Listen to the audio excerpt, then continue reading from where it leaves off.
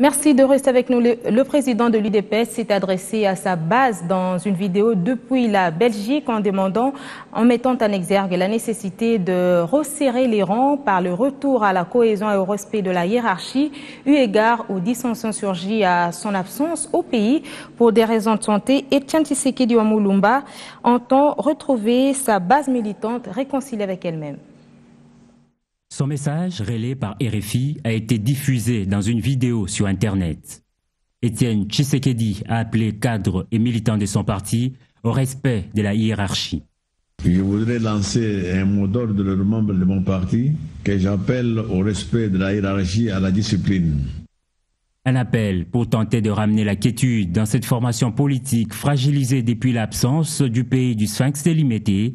Mais est-ce que cet appel suffit pour calmer la tempête? Peut-être que non, si l'on s'en tient à la réaction de Corneille Mulumba, cadre à l'UDPS. Bon mot d'ordre aurait été d'appeler au rassemblement de tous les membres du parti, de se serrer les coudes compte tenu des enjeux à venir, c'est-à-dire les élections et même la survie du parti. Alors, si c'est simplement la hiérarchie, nous ne sommes pas alarmés. Joint également au téléphone, le secrétaire général du parti mis en cause a réagi. Je ne sais pas de quoi en ce moment-là il parle. Je crois que pour toute une société organisée, il y a toujours une hiérarchie. Alors si il y a des gens qui estiment que c'est pas ça, en ce moment-là, ils ne veulent pas de l'autre. L'agitation qu'il y avait, c'est autour de la succession. Il ne faut pas que les gens puissent s'en cacher. Mais je crois que cette question est résolue puisque le président est toujours là, il est vivant, il est en bonne santé.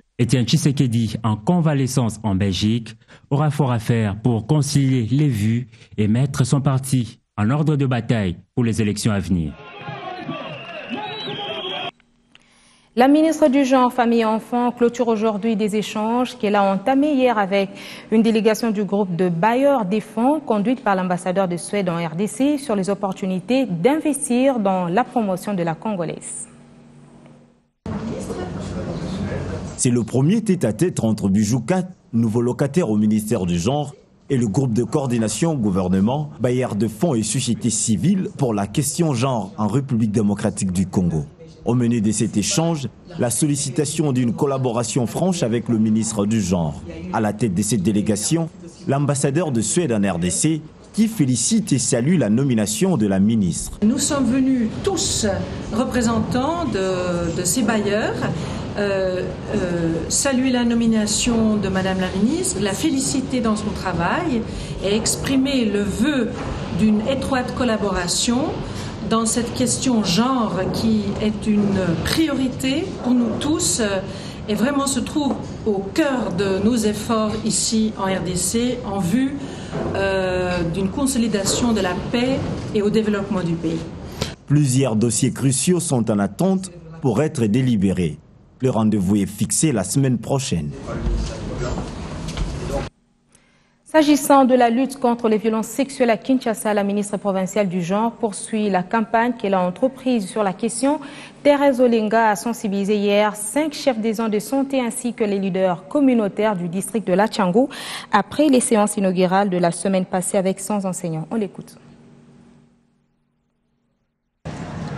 Il me revient de rappeler qu'à la suite des rapports alarmants des experts et des activistes de terrain sur les cas de violences sexuelles relevés dans nos différentes communes, la campagne que nous avons l'honneur de lancer ce jour au nom de son Excellence, Monsieur le gouverneur de la ville, est une opportunité de travailler ensemble, d'unir nos efforts par devoir de responsabilité, par devoir de solidarité, dans le but d'attirer plus d'attention sur ce mal qui ronge notre société en vue d'agir ensemble pour y mettre fin.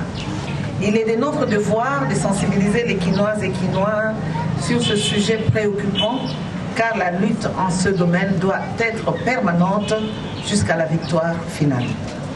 Dans ce contexte, il est donc indispensable de savoir que les violences faites aux femmes sont une des pires formes d'atteinte aux droits de l'homme et ont des conséquences néfastes sur la vie des femmes et des enfants.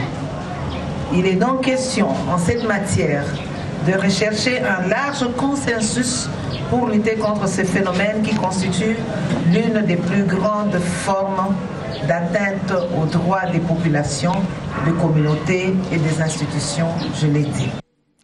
De la campagne de moralisation des mœurs à la campagne sur l'industrialisation du pays, le ministre de l'Industrie a présenté hier aux industriels de la métallurgie l'idée qu'il se fait de la campagne des produits Made in DRC qui s'ouvre le 20 janvier prochain. Germain Kambinga, consultateur de rôle. Le ministère de l'Industrie se lance depuis le vendredi 9 janvier dernier dans une démarche volontariste de rendre très compétitif le produit congolais. Campagne Made in DRC qui est annoncée pour le 20 janvier se veut être un moment grandiose, promotionnel de tout ce qui est fabriqué en RDC. Et pour une implication totale, des séances de travail se multiplient avec les industriels au ministère de l'Industrie. Ce mardi, c'était le tour des promoteurs du secteur de la métallurgie. Aujourd'hui, nous avons rencontré le secteur métallurgique qui est un secteur essentiel au cœur du processus de reconstruction de notre pays. Vous avez vu le boom immobilier, vous avez vu la forte ambition du gouvernement et du chef de l'État à travers le programme de la modernisation de notre pays.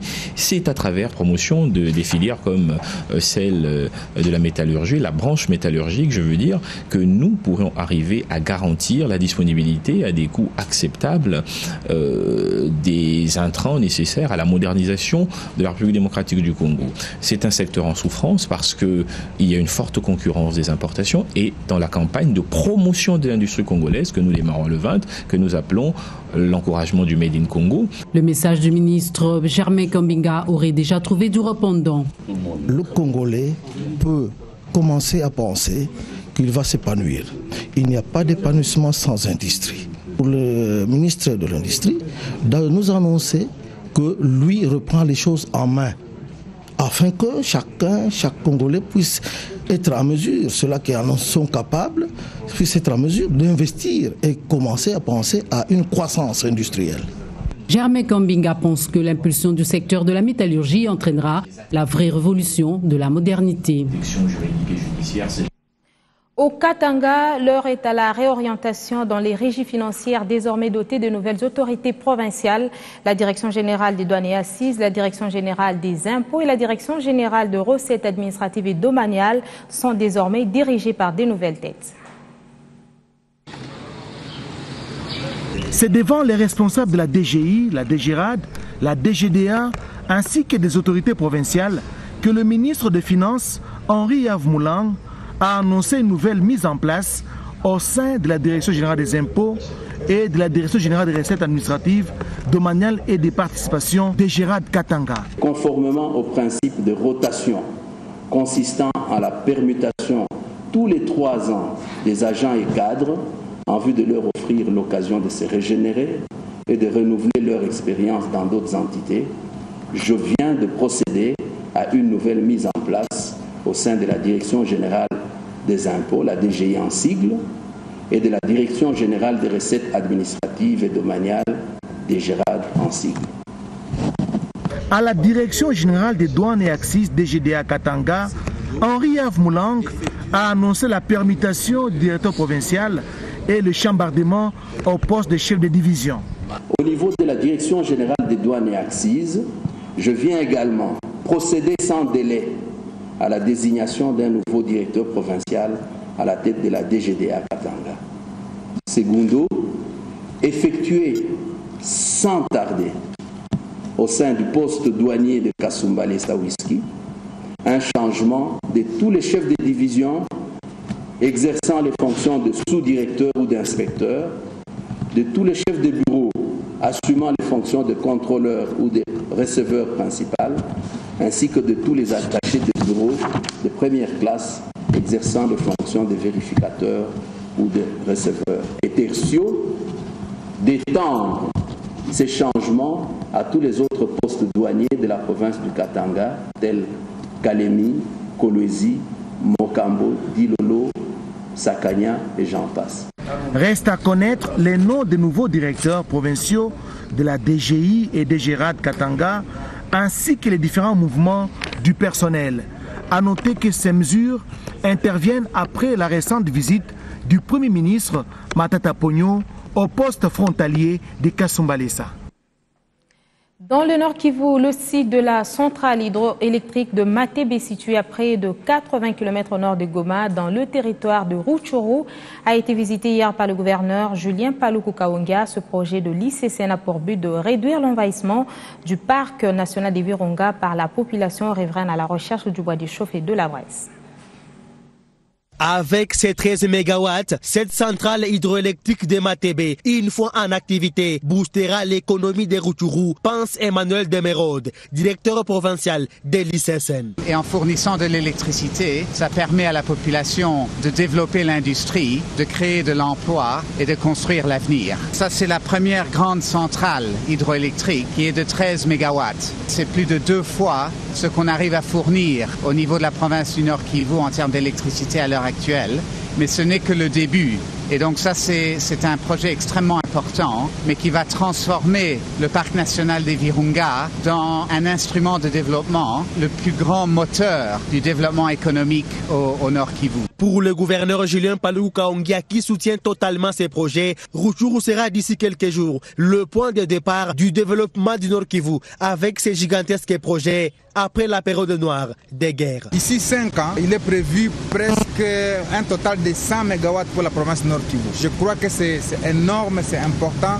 Ça nous amène nous tous à soutenir les projets de l'ICCN, tous les partenaires qui nous appuient, pour que, en lieu et place de 300 tonnes que je suis allé ramasser à Tchanzu, tonnes de munitions, que nous parlions en termes de 1000 tonnes de fer à béton que nous devons amener ici pour accompagner ce projet de construction de centrales hydroélectriques ici à Rutshuru, pour que Rutshuru, qui a longtemps été ce bastion de rébellion, soit désormais une zone économique, une zone d'où va partir le développement de la province Nord Kivu à partir de cette centrale qui est construite. Donc je crois que ma présence ici, et je l'ai dit au président de la République, est un signal fort que jamais personne n'acceptera le retour de la guerre dans notre province, parce que les enfants ont besoin de l'emploi, les enfants ont besoin de travailler. Après ces projets de Matebe, de plus de 20 millions de dollars américains, 5 autres projets seront exécutés dans d'autres territoires du Nord Kivu, financés par l'ICCN. Des retours de Matebe dans le territoire de Rutshuru. Juste à côté, présence remarquable des rebelles hutu-rwandais d'FDLR à Isombe au sud Kivu, alors qu'ils sont sommés à désarmer. Un paradoxe qui inquiète la population, suggérant au gouvernement et à la MONUSCO de passer à l'offense sans délai. D'autres voix s'élèvent pour déplorer le cantonnement de ces rebelles à Kisangani. Joseph Amani. Les habitants de la province du Sud Kivu, plus particulièrement ceux de Itombwe, Bourigny, se disent choqués de constater encore la présence des rebelles rwandais des forces démocratiques pour la libération du Rwanda FDLR dans leur milieu. Pourtant, le délai de 6 mois leur accordé pour le désarmement volontaire est déjà expiré. Ils indiquent que toutes les pistes pour convaincre ces rebelles à désarmer sont déjà exploitées, mais rien n'est filtré. Pour certains interrogés ce matin, il faut un désarmement forcé sans délai de ces rebelles rwandais de FDLR dans la zone. La même chanson au bureau de la nouvelle dynamique de la société civile du Congo NDC, qui demande au gouvernement congolais et à la MONUSCO d'utiliser tous les moyens possibles pour que ces rebelles soient bottés hors du territoire national. Selon eux, ils ne sont même pas d'accord pour que ces rebelles soient cantonnés à Kisangani. Selon des sources concordantes en provenance de Walungu, les rebelles rwandais de FDLR sont favorables à regagner leur pays d'origine, mais à condition d'obtenir un dialogue politique avec Kigali. Les opérations de les traquer d'ici quelques jours en cas de désobéissance pour ces derniers messages lancés pour eux créent un véritable tollé au sein du gouvernement rwandais. Dans une conférence de presse, la ministre rwandaise des Affaires étrangères, Louise Mushikiwabo, a mis en doute la bonne volonté de FDLR à vouloir désarmer et semble même douter du début des opérations militaires contre ces rebelles dans la zone. Ville de Bukavu, Amani Joseph, P1.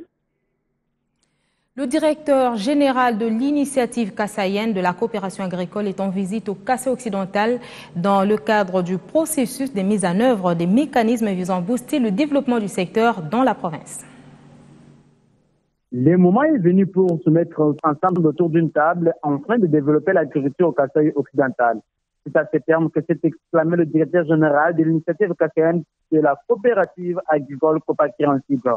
L'ingénieur Dadi Timbanga l'a ainsi dit avant-hier à la presse lorsqu'il venait d'arriver à Kananga en provenance de Kinshasa. Ce dernier est venu superviser les activités de la coopérative dans la province du Kasaï occidental, ensuite de lancer aussi ces mêmes activités en Bujimaï au Kasaï oriental dans les tout prochains jours. Pour David Simanga, la Copagri est l'avant-garde du développement de l'approche coopérative qui entraîne les autres organisations de développement qui s'occupent de la santé, l'agriculture ainsi que d'autres coopératives à consolider les acquis, mais aussi et surtout encourager les ONG à s'investir dans l'agriculture. On ne crée pas la coopérative, mais on les devient à renchérir cet expert du développement. Des hommages posthumes dans cette édition du journal à rendre à feu maître Urbain Likoua Kassongo, procureur général de la République émérite et honoraire, également ancien député décédé le 6 janvier dernier. La levée du corps de la clinique Galliema a eu lieu aujourd'hui et la dépouille mortelle est exposée au funérarium à Sanef avant l'inhumation demain à la nécropole entre ciel et terre à Lancélé. Une audience solennelle est prévue également demain à la Cour suprême de justice à 12h. Biwan s'associe à tous ceux qui ont perdu cet être cher à travers les condoléances qu'elle présente.